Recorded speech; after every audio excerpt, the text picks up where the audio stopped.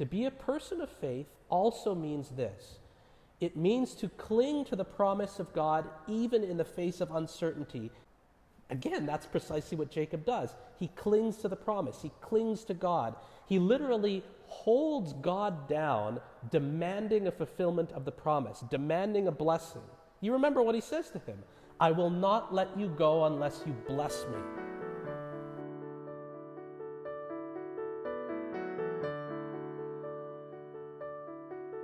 I think it's safe to say that the Bible as a whole has many different ways of describing God's relationship with his people. God is a great king, and we are his subjects. I suppose that's one way to think about it. Yahweh is like a nursing mother. Israel is like her child. God is a loving father, and we, the people of Christ, the people of the church, are his children. God the Son is the good shepherd. We are his sheep, and so on. I really don't know what image resonates best with all of you folks. Maybe you favor one over the other depending on what you happen to be going through at any given point in your life. But correct me if I'm wrong, but it's unlikely that any of you think of God as your sparring partner, as your wrestling opponent. I think that, to say the least, is a very strange way of thinking about our relationship with God. It's discomforting, for one thing, because it's got that adversarial nature to it. We don't want to think of ourselves as being somehow in conflict with God. But that's how Jacob's relationship with God is framed in this bizarre, surrealistic story from Genesis chapter 32. And in this story, Jasmine read it a few minutes ago, Jacob wrestles with this mysterious figure. And this night-long, mysterious wrestling match with this figure, I believe, represents Jacob's lifelong wrestling with God. So the questions that I want to wrestle with in today's sermon are as follows. Number one, what does it mean for Jacob, or for that matter, us, to wrestle with God? And two, what happens to Jacob and us in the course of that wrestling? Now, before I get into the nuts and bolts of all of that, I want to offer a little bit of background information on the main character of our little story here. And we're talking, of course, of Jacob.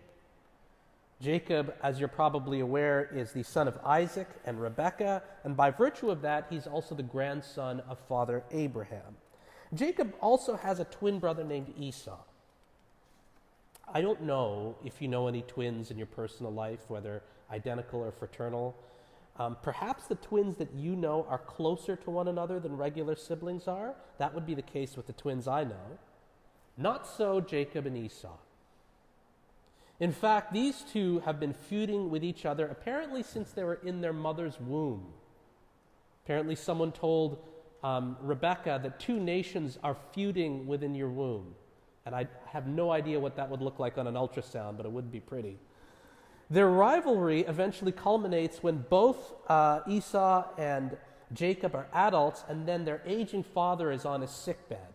And during this time, Jacob manages to trick his father into giving him a paternal blessing meant only for the firstborn son, which is Esau.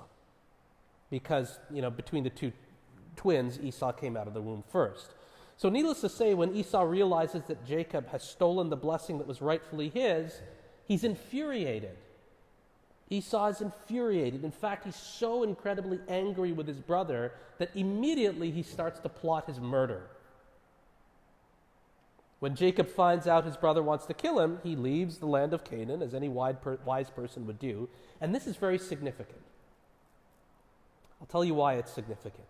Canaan is not only the only home that Jacob really has ever known. It's the place where he was born and raised. But Canaan is also the land that God promised to give to Abraham's many descendants. Okay? So in short, this land is Jacob's inheritance. This land is supposed to be the homeland of the nation of Israel. So Jacob leaves this land, this promised land, and he goes into exile. Specifically, he goes way over to the land of Mesopotamia. Now, maybe this is the case with you. Some crisis happens in your life, and it kind of sends your life careening off into an unexpected direction. And at first, you think that this is a terrible turn of events, this is horrible, but eventually, usually in hindsight, you look back and you realize, I'm glad that happened to me because it was actually a blessing in disguise. And that's certainly the case with Jacob's exile in Mesopotamia, because here in Mesopotamia, 3 important things happen to Jacob, okay? Number 1, Jacob meets his long-lost uncle Laban. Number 2, Jacob marries Laban's 2 daughters, Leah and Rachel, and with them has many kids. And 3, Jacob grows rich. He comes to this land, all he's got is his walking stick, and eventually he builds up an enormous amount of capital. He's got oxen, donkeys, sheep, and male and female servants. Here's the thing, though, and this is something you and I both know. It was never God's will for Jacob to stay in Mesopotamia. No, God wants Jacob back in Canaan. That's the promised land. So after having spent many years in Mesopotamia in exile, after starting a family, after raising an enormous fortune, Jacob finally hears from God. And God calls him back home. Return to the land of your fathers, the Lord says, and I will be with you. All right? That last statement, I will be with you, is absolutely crucial. Because without this promise, I will be with you, going home for Jacob would be completely unthinkable. And I'm sure you can guess why. Even though many years have passed, Jacob still has reason to believe that his brother Esau is out to kill him. In fact, on his journey back home, he even gets a report about his brother Esau. Apparently, Esau is actually coming out to meet him, but not by himself, but with an army of 400 men. So Jacob, I think, assumes the worst. He assumes that Esau's plan is to attack him, kill him, steal his wives, and steal his flocks. So follow me closely here. This is the predicament that Jacob finds himself in this moment in his life. On the one hand, he's got God's promise.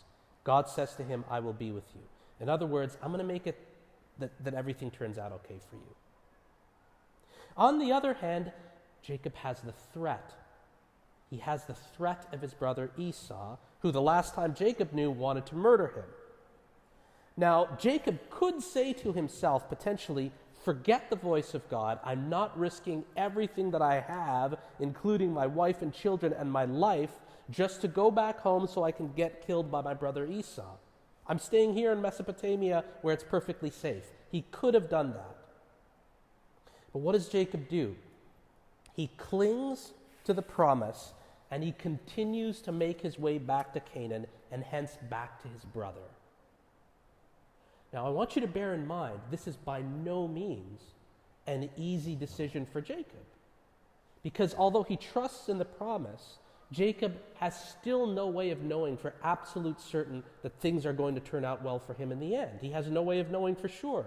He doesn't own a crystal ball where he can look into this crystal ball and see a guaranteed positive outcome for himself.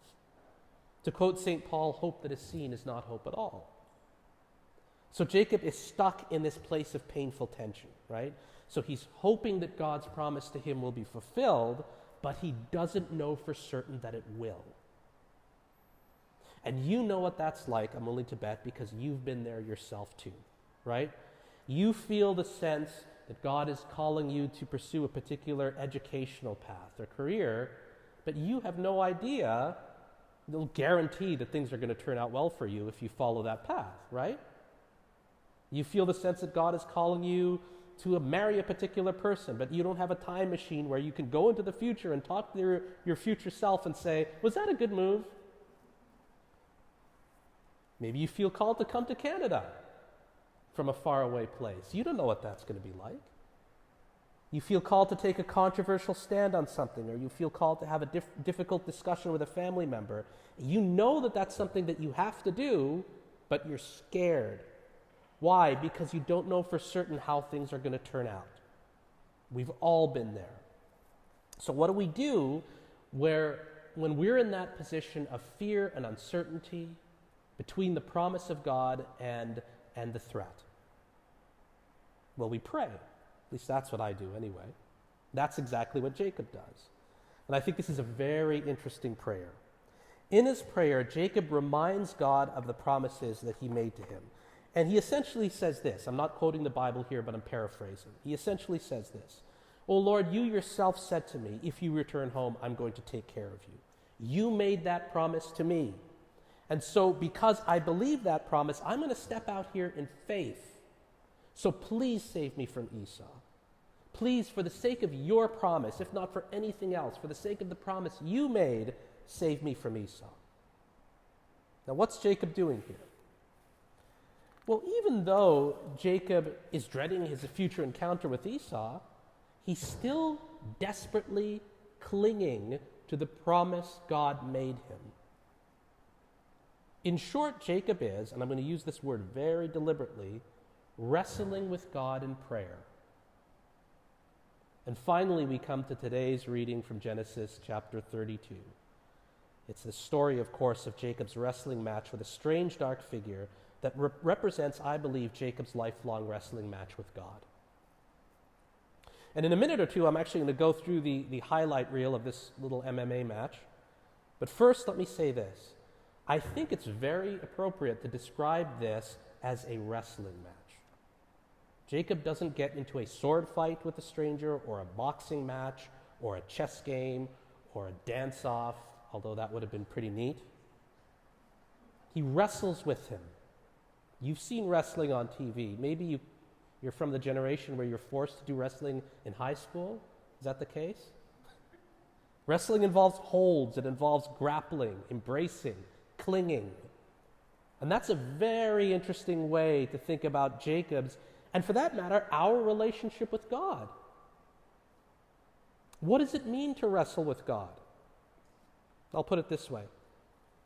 There's a certain Jewish theologian who I follow online, and once on a podcast I was listening to, he shared a really interesting tidbit. He said that sometimes when he speaks in front of religious audiences, he'll look out at the audience and he'll ask the following question. How many people here have ever had doubts about what they believe? And apparently, whenever he asks this question to a religious audience, typically Jewish or Christian or Muslim, a number of hands will shoot up. However, when this same theologian speaks to a crowd of mostly atheists, and he is sometimes invited to speak in front of groups like that, he asks the same question, how many people here today have ever doubted what they believe? Typically, no one will raise their hands. The point is this. To be a person of faith is to wrestle with God. Part of wrestling with God is doubt. That's certainly the case with Jacob here, right? I know God said he'd be with me, Jacob tells himself, but what if he doesn't follow through? What if my brother Esau wipes me off the face of the earth with his 400 men? But to be a person of faith also means this. It means to cling to the promise of God even in the face of uncertainty, even in the face of annihilation at the hands of your brother's army, potential annihilation. Again, that's precisely what Jacob does. He clings to the promise. He clings to God. He literally holds God down, demanding a fulfillment of the promise, demanding a blessing. You remember what he says to him, I will not let you go unless you bless me. So let's return to the question I asked at the beginning of this talk. What does it mean for Jacob, or for that matter us, to wrestle with God? In short, it means to grapple with God in faith, holding him to his promises and not letting him go, not letting go of those promises. That's faith. That's what it means to wrestle with God. Does that describe you? Do you have a bold, audacious faith where you hold on to God in this way? Second question I posed was this. What happens when a faithful person clings to the promise of God, holding God to his word, wrestling with him in long, dark nights of fear and uncertainty? Well, to answer that question, we're going to have to get into the blow-by-blow of this particular wrestling match between Jacob and the stranger. First thing that happens is this. Jacob is broken. Here, let me quote the scriptures. When the man saw that he did not prevail against Jacob, he struck him on the hip socket, and Jacob's hip was put out of joint as he wrestled with him. And the lesson I take from this is follows. If you choose to wrestle with God, okay? If you choose to cling to him in faith, if you choose to keep a firm grip on his promises, expect to be broken. Indeed, expect to be broken in places where you are the most sensitive, in your pride, in your dreams, in your ambitions, in your sense of independence, in your sense of self-righteousness and goodness, in your sense of safety, in your sense of security. Expect to be broken in those areas. That's what happened to all of the disciples that followed Jesus. Take Peter, for example. Peter was broken in his confidence. Peter said to Jesus, though they all fall away from you, I will never fall away. And what happens in the story? Well, Peter, in the course of his whole story arc, is broken. The shepherd of the sheep is struck, the whole flock scatters, including Peter, the so-called rock. Even though he swore not to, he denied his Lord 3 times before all was said and done. 3 times. And so I ask you, especially those of you who've been following Jesus for years, who've been committed disciples for a very long time in your life, I'm genuinely interested to know this, and maybe we could have conversations about it later. How has the Lord broken you? What parts of you have had to die off in order for you to truly live the kind of life that Jesus wants you to live? Now, not only is Jacob broken in this wrestling match, he's also transformed. As Jacob has his mysterious opponent pinned to the mat, his opponent looks up at him and asks him a question that you typically don't ask somebody in the middle of the wrestling match, right? He says, "What's your name?" And in ancient Hebrew culture, names were really significant. Names gave you insight into a person's character, into a person's essence. At any rate, Jacob replies by telling him his name. And apparently the name Jacob sounds similar to the Hebrew word for heel, as in the heel of your foot. And you'll remember that when Jacob and Esau were born, again, Esau came out first, but Jacob followed right after, gripping his brother's heel. And I think that describes Jacob pretty well, right? He's the clinger. He's the one who keeps a firm grip and who never lets go. He's the one who keeps coming back even after you think he's been beaten. He's the ultimate underdog. Jacob is Rocky. But in the course of the struggle, God takes that aspect of Jacob's personality, and I would say it's his tenacity, and he transfigures it. He doesn't get rid of it entirely. I think what he does is he matures it. He brings it to another level. So God says to Jacob, "You shall no longer be called Jacob, but Israel, for you have striven with God and with humans and have prevailed."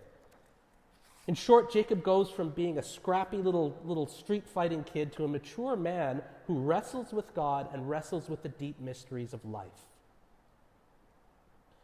So here's what I take from this. When we wrestle with God, when we keep hold of his promises, not only are we broken, but in the process of being broken, we're transformed. But the word transformed, I think, implies becoming a different person. I don't think that's the case. It's more like God does this. He takes a certain natural character trait that we might have, and in the process of breaking us, matures that character trait and turns it into something noble and fit for his kingdom. Again, Jesus takes Peter, quick to speak, slow to listen, self-confident Peter, breaks him and matures him into the kind of man that we see in the book of Acts, a real leader, a real strong shepherd of the sheep. It's the same guy with many of the same qualities, only those qualities have been transfigured, right? God can also take merely a kind girl and mature her into a woman who in her own way is a champion of real peace, a woman who unites people and brings them together despite their differences. Or God can take a merely curious boy and mature him into a man who delves deeply into theology and the natural sciences and becomes this fountain of wisdom for other people. That's what happens to those who wrestle with God, who hold them to his promises. They are broken, but in the breaking, they're transformed. They're matured. So Jacob, in wrestling with God, is number 1, broken. Number 2, transformed. And I believe as a result of number 1 and 2, he is number 3, blessed. And I believe that to be blessed is not simply to be a passive recipient of God's favor. It means in turn to be a source of blessing to other people as well. And that's exactly what happens to not only Jacob, but to his descendants, to all of Israel, the nation of Israel. Israel as a nation becomes a source of blessing to all the nations of the earth. Why? Because the people of Israel are people who wrestle with God, the people who cling to God and his promises even in dark nights of tribulation and fear. Now we, the people of Christ's church, are in a manner of speaking also children of Jacob, sons of Israel, daughters of Zion. And it's in our blood to wrestle. So let's do that. Let's wrestle. Let's hold on to God. Let's cling to him and to his promises even through long, dark, sleepless nights of worry and anxiety. Do not lose faith. Do not let go. Yes, you will be broken. Yes, you will be transformed, but you will also be blessed. And you will become an incredible fountain of blessing to people